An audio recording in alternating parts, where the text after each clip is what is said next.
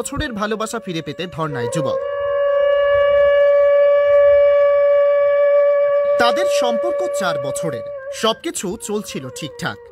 বিয়ের কথাবার্তা বলতে ছেলের বাড়ি থেকে লোকজন আসে মেয়ের বাড়িতেও, তখনও পর্যন্ত ঠিকঠাক ছিল সব। তারপর রাত পোয়াতেই সুর পাল্টালো মেয়ে এবং মেয়ের পরিবার।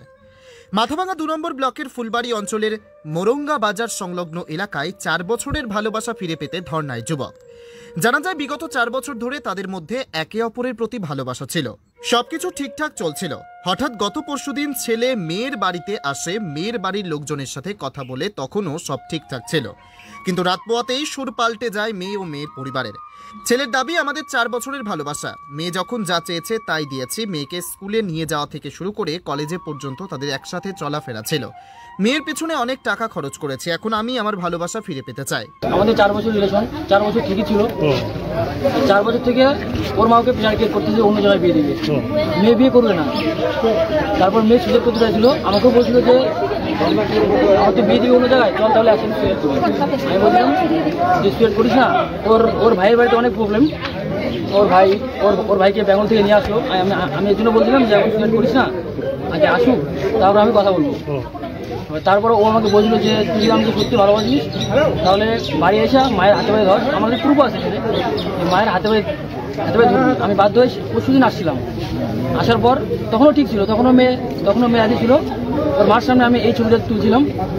তোলার পর আমি ওর মাকে বললাম, দেখেন আমি কিন্তু কোনো ঝামেলা চাই না, কোনো ঝামেলা আমি করতে চাই না, যদি আপনারা যদি মান সম্মান দেখেন তাহলে বিয়েতে রাজি হয়ে যান। মেয়ে রাজি ছিল। তারপর আমার সামনে মেয়েকে মারলো, তারপর বললো যে তাহলে আমাকে একটা দিন সময় দাও, মেয়েটা তো আমার একার না, সবার সাথে আমাকে বসতে হবে। তো আমি তখন চলে গেলাম।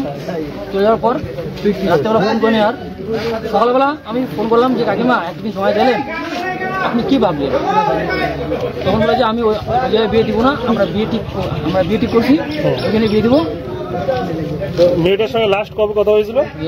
লাস্ট কবে কথা হয়েছিল এখানে আমার কাছে আছে। লাস্ট দেখে বলছি লাস্ট কবে কথা, মানে কতদিন হবে তো? 2-1 দিন সেদিনও বলছিল। আজকে তুমি যখন এখানে বসলে ওরা কি সবাই বাড়িতে ছিল? ওরা বলতে ওর মা বাবা বাড়িতে ছিল। ওর মা বাবাকে বললাম, ওর মেয়েকে দেখি নাই, ওর মা বাবাকে বললাম যে কাকিমা আমার সাথে কথা আছে, আমি আসছি, কথা আছে, আমার সাথে একটু কথা বলেন। কথা বলবো না, দরজা বন্ধ করে চলে যাবো।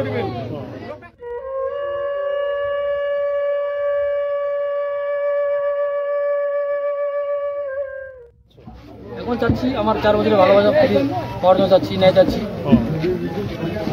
ওর জন্য 4 বছরের জন্য এত কিছু করলাম। মানে এত কিছু মধ্যে কি করেছো? কি করেছি, ওর পিছনে অনেক টাকা খরচা করেছি। ওকে স্কুল নিয়ে যাওয়া নিয়ে আসা, প্রতিদিন কলেজের জন্য 100 টাকা করে দিয়েছিলাম আমি ওকে। ওর বাড়ি থেকে 50 টাকা, আমি প্রতিদিন 100 টাকা করে দিয়েছিলাম। কোচবিহার স্কুলে পড়তে ওখান থেকে নিয়ে যাওয়া নিয়ে আসা, পরীক্ষা দিয়ে সময় নিয়ে যাওয়া নিয়ে আসা আমি করছিলাম। মানে এখন তুমি কি চাচ্ছ? মানে তোর ভালোবাসা যাচ্ছে না, ওই টাকাগুলো ফিরিয়ে যাচ্ছে? আমি টাকা ফিরিয়ে যাচ্ছি না, আমি ভালোবাসা যাচ্ছি। এখানে কতক্ষণ থাকবো? এখানে দেখি যতক্ষণ না ভালোবাসা পাই ততক্ষণ থাকবো।